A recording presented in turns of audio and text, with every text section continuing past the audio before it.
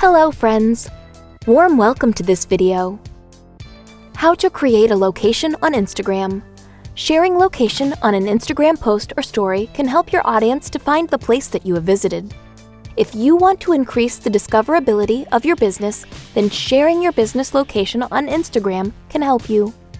Let's see the steps to create a location on Instagram. Open your Instagram app. Tap on the plus button icon at the top right. Tap on the story at the bottom menu. Tap on the gallery button to choose an image from your mobile. Like here, I picked this photo to post as a story on my Instagram account. Tap on the sticker icon at the top menu list. Tap on the location button to select it. Search your location in the Instagram location search bar. Tap on your location name from the search result to select it. Replace the location button on your post.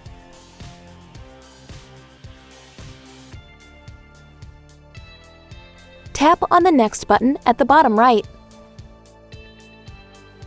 You can select any radio button of your choice to select your audience. I have selected the radio button of Close Friends.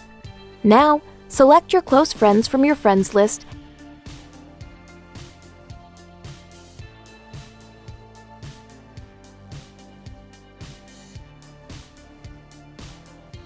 and tap on the Done button.